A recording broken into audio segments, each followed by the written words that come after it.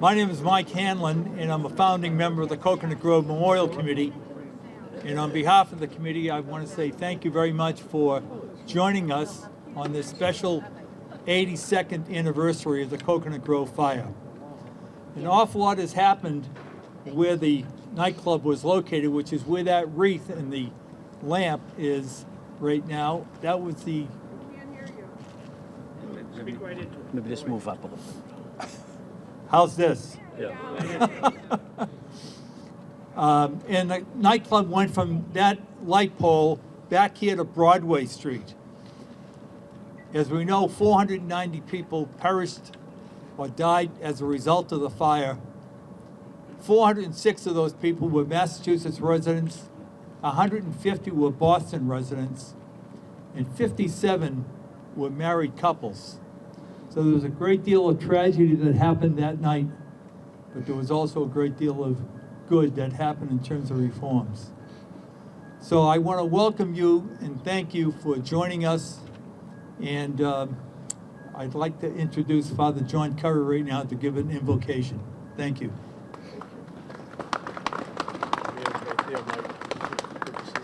No. Oh. Well, good afternoon, everyone. And honor and privilege to be with all of you, Mayor Wu, all guests. You know, in the Catholic Christian tradition, we have a long-standing devotion to the divine love and mercy of the risen Savior. And it's often depicted in the image of the risen Lord in his glory, but also depicted on his body are the wounds that inflicted him in our faith and our tradition when we believe he suffered and died for our salvation.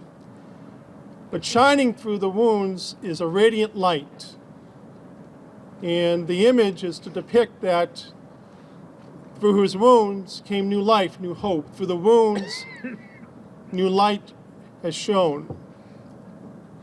In many ways, stopping to remember today the horror of that night in 1942 is an occasion to stop and thank God that through the wounds of that night,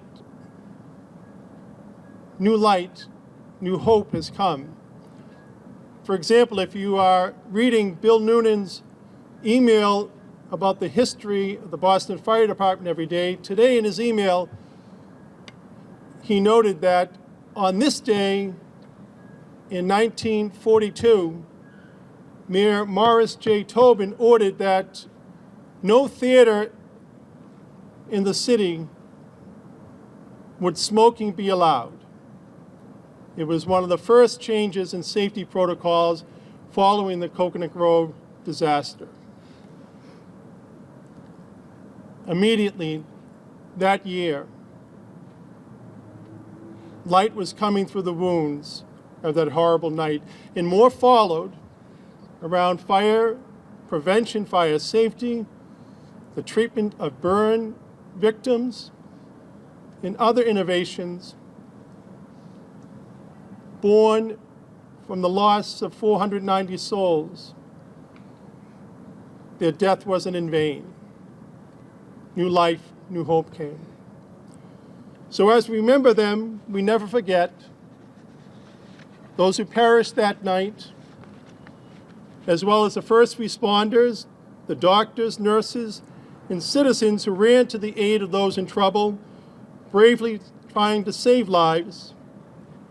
Let us ask the Lord of all to continue to shine new life, light of hope, through the wounds of that fateful night, to encourage ourselves and future generations to hold dear the memories of the deceased, to hold in prayer their families and friends who still mourn their loss, and to give strength to our first responders, our military personnel, the medical professionals, and everyone who works for the common good, especially the city of Boston.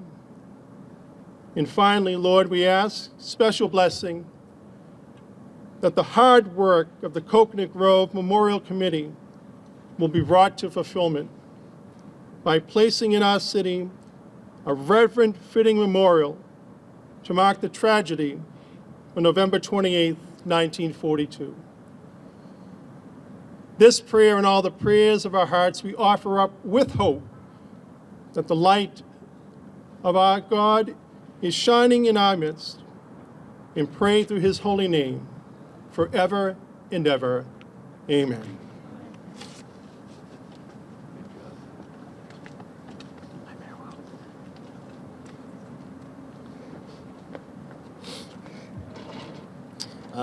Good afternoon, everyone. Thank you for coming. We really appreciate your attendance here today. I want to start with a land recognition. The land is the territory of the Massachusetts, the Pawtucket, and their neighbors, the Wampanoag and the Nibmuc. We recognize that where we stand today was once on the edge of the great bay where the ancient fish weirs stood, and the inhabitants who took care and stewarded this land for generations before the Europeans came. Welcome to Bay Village, everyone. Thank you for being here today. I'm Paul Miller. I'm a member of the Cocoanut Grove Memorial Committee, and I live here in Bay Village. Ruth Knopf is here, former president. Other members of the Neighborhood Association are here as well. Thank you for being here. Welcome, Mayor Wu, and thank you for being here with us today on this freezing cold day. I know you have a lot going on today, but thank you for making the time. I want to thank so many people, but since it's so cold, I'm going to make it brief. So many people in the Parks Commission, the current acting commissioner, Liza Meyer, former commissioner. All these people at Parks have been so amazingly dedicated to this. The Boston Arts Commission, the Mayor's Office on Arts and Culture. Everybody on your team has been so dedicated to this. Almost we should give them a seat on our commission, because when we're not feeling that positive about it, they lift us up and keep us going. So thank you so much. And I also want to welcome especially the families of survivors, the families of victims, and all the people that are here today that were directly impacted by this fire. I also want to thank the Brown Fund, Thaddean Brown of the Community Preservation Act, Joya Perugini of the Director of the Henderson Fund for their support of the memorial. I want to move this right along. So I would like to also acknowledge the design team, Recite Studio, and Metal Labs. The quick update on the memorial right now is that we have signed the fabrication contract, which is a big step, and so we are now working on the final details so they can go into production, and the production is going to start in about a month, and then we'll start the site work in the spring, and a year, God willing, a year from today, we'll be standing in front of a beautiful new memorial in Statler Park. Thank God to the mayor here today and everyone that's put in so much work.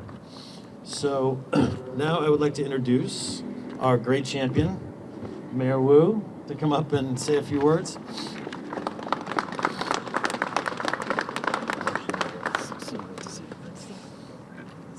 Okay.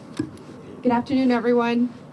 Thank you so much, Paul, for all of your hard work, and to Mike and the entire committee and everyone who has carried this for not just the last little bit while we in our administration have been working with our colleagues to move this forward, but the last 82 years that the city has needed to have formal commemoration.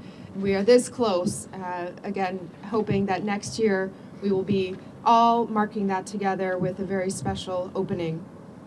Thank you so much to Father Curry for your beautiful prayer and for always being here for this department and for our city.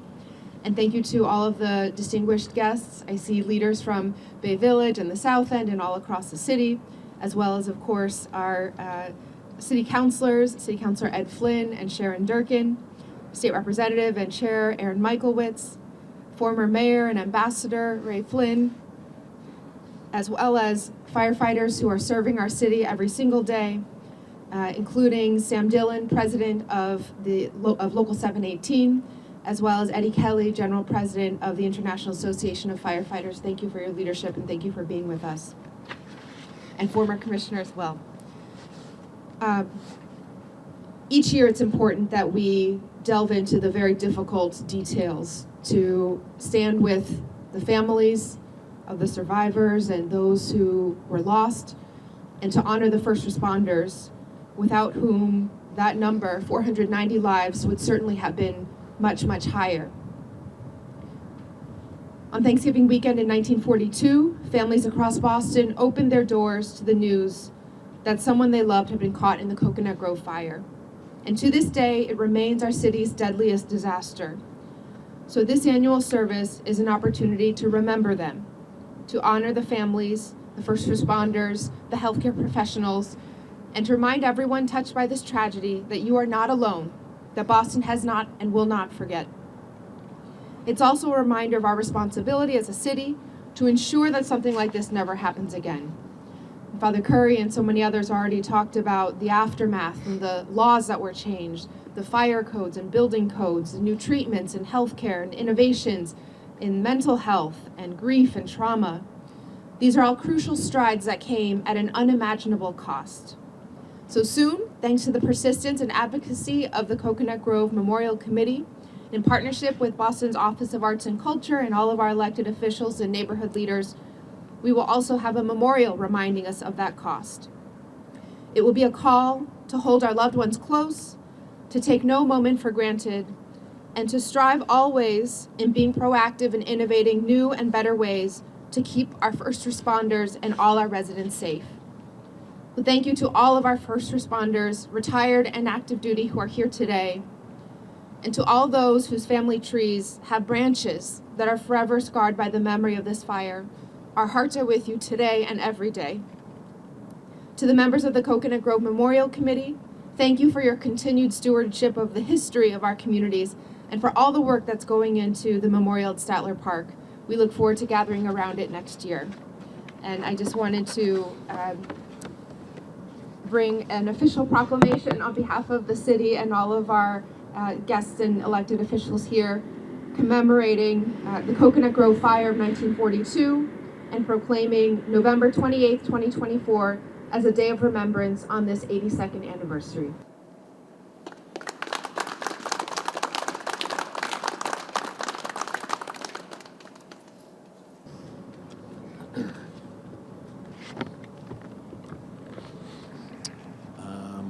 Now we'd like to introduce former Mayor of Boston and the Ambassador to Rome, Ray Flynn. Thank you, Paul. Thank you. Ladies and gentlemen, it's an honor to be here. Over the years, I've had the unique opportunity to really visit this area so many times, meet with the people here. And one word really comes to mind is following the Cocoanut Grove Fire. It was, I think I had the longest experience of anybody dealing with this, with the committee and the residents. And that the word is spirit. I've never seen such spirit that poured out of this community. People not going back in melancholy way. Yeah. Thank you. Thank you. Okay. People in this community made sure that the terrible, terrible night in 1942 would not be in vain. That something positive and something good would come out of it. And what they did was they brought out the love of the city, the fire department, the police department, the medical community. And this community inspired the whole city of Boston. It really did. And that's what's happening here today. We're on the threshold, one of the greatest memorials that people will learn a lot from. Now, I have to tell you, I learned an awful lot. I was only 3 or 4 years old at the time, but going into, my brother was a firefighter and my cousins were firefighters, and we were deep, deep union people. I'm a longshoreman myself. And we learned that bringing people together in a tragedy is the best way to go about making progress in healing the wounds of discrimination or people downtrodden. This is a neighborhood and this is a cause that stands out in the city of Boston with its spirit and its love and its devotion. Now I have to tell you this last thing. I don't think there's been a city that has had such impact on public safety in making progress in that area as we have here in Boston.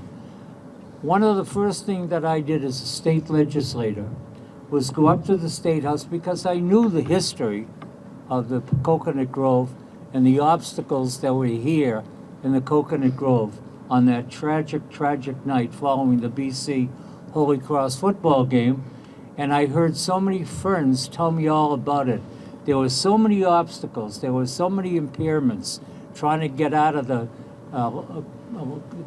Cocoanut Grove Hotel and the restaurant. And it changed the city's landscape in public safety, not only here in Boston, but all across the country. I must have had 50 mayors, including the mayor of New York City, Mayor Eddie Koch, and Mayor Tommy Bradley from Los Angeles. I must have had 50 of these mayors come to Boston, and I took them down here and I showed them where the fire was.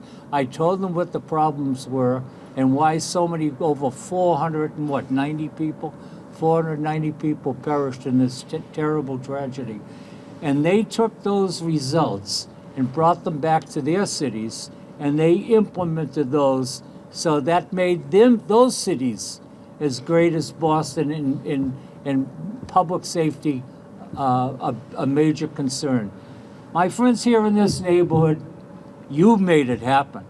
You're the heroes here of this memorial. You not only made it happen here, the people that preceded you, but you made it happen in the rest of the country too. And for the firefighters and the police and the unions were up at the State House when I was up there. They were fighting. The unions were down at City Hall when I was there, and all the other mayors, starting with Jim Tobin, Morris Tobin, and Jim Curley, and all the other mayors. And they made this all happen. Congratulations to the people up in heaven who aren't with us here today, because they were the heroes of the Cocoanut Grove and the changes that brought about a safer, loving Boston. Thank you.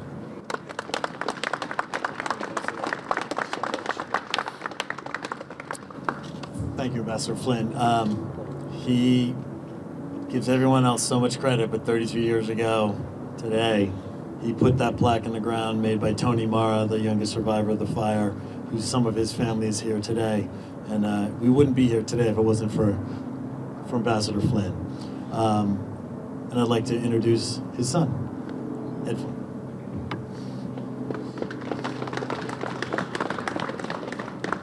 Thank you, Paul, and thank you, Michael, and to the Memorial Committee. Honored to be here with my colleagues in city government, Mayor Wu and Councilor Durkin, Councilor Murphy, and colleague in state government as well, Aaron Michaelowicz, the chair of Ways and Means. I want to say thank you to the Memorial Committee, to the members of the Boston Fire Department for the incredible work you are doing every day on behalf of the residents of Boston, and also want to acknowledge my constituents here in the Bay Village, in the Back Bay, always supporting and bringing us together. This tragedy has impacted Boston in so many ways, but one positive impact it did have was bring us together as a city and learn from these terrible mistakes, and hopefully it doesn't happen again here or across the world.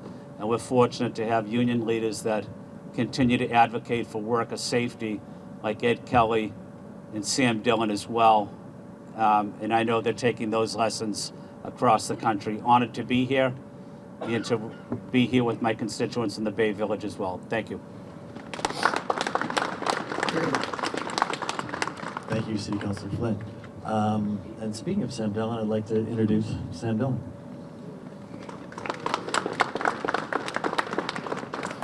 Good afternoon, everyone. Thank you for joining us on this hallowed ground as we recall the 82nd anniversary of the Cocoanut Grove Fire. I'd like to echo the sentiments of speakers before me. Thank you all for being here today. Representative Michaelwitz, Councilors Flynn, Durkin, Murphy, thank you for joining us and for your continued support. I'd like to welcome General President Edward Kelly, the IAFF, our Executive Board Representative Fritz Duquette of Local 718, and as always, Mayor Wu, thank you for your attendance. Thank you for your support.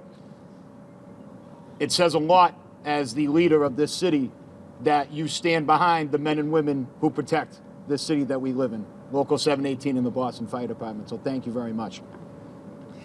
82 years ago, obviously a different time in this country and in the world, the Boston Fire Department was already reeling.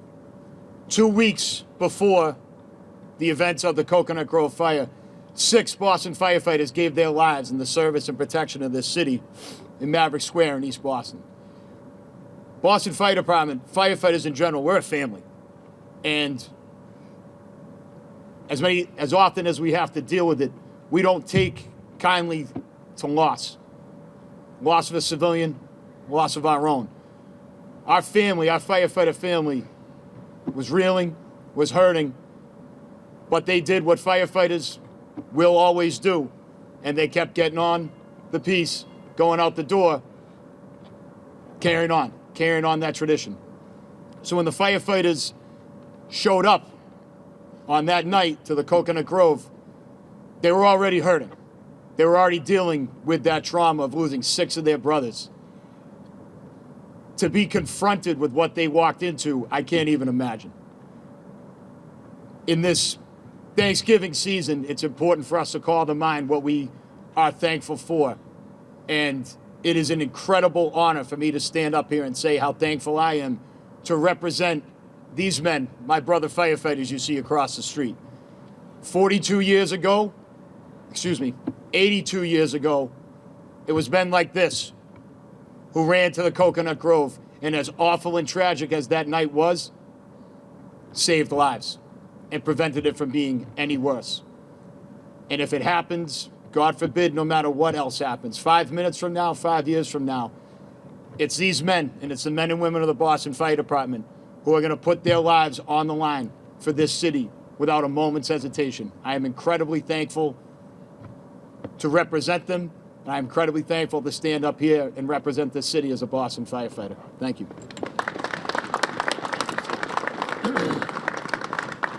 Thank you, Sam. So well put.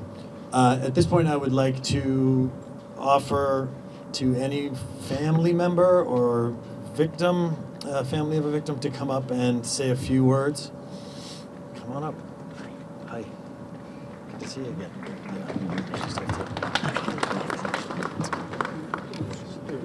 Thanks a lot. Yeah, talk right in. Good afternoon. Good afternoon. My parents, John Gill and Margaret Gill, were survivors of the Cocoanut Grove. My father got my mother out. He came back in when he found an exit. Close to that microphone. I'm sorry? Just get closer. Okay. There you go. All right. John Gill, Margaret Gill, both of my parents who were survivors. That night, they were there because my father was an officer in the Alumni Association of BC, Go Eagles. And he had, felt an obligation to go despite the fact that they lost badly. And they were with another couple, and he said to them, "Stay here, I'll come back for you." And my mother held onto a pillar, and the other couple was with her. And he found a busboy, and he said, "At night, when you leave, how do you get out of here?" And the fellow showed him. So he was able to come back and get them. My mother didn't, nor the other couple, have a scratch on them. My father was badly burned, and he was in the hospital for months at the Boston City, till the last day on earth. He was grateful to the Boston City Hospital. I also want to say I wasn't alive at the time. There were only 3 Gills, and I was the 7th of 8 of us. So I know about it because my father lived a good long life, And I had a lot of time to talk to him, and he told me a great deal about it. And he was forever indebted to the nurses at the city and the firefighters of the city of Boston. I also want to say I'm teaching a class at Salve Regina University with another professor who's going to talk about the station fire, and we're going to also discuss this Cocoanut Grove and what the comparisons were and how it impacted families. Thank you all. Have a nice weekend. Bye. So much. Anyone else? Any other family members or? Oh, here we go, Heather. Little me, Will. Yes. I'm Heather William. And I want to thank you all on behalf of my mother, Cleo Lambridis, who was a survivor. And she married my father, Dr. Richard Webster, who was not in the fire, but he was a resident that day at the Mass General Hospital in the burn unit, and they met later. And so he would probably also give a thank you to everybody, especially the firefighters, for what you guys do. So thank you. Thank you for coming. Thank you for coming. Thank you, Heather.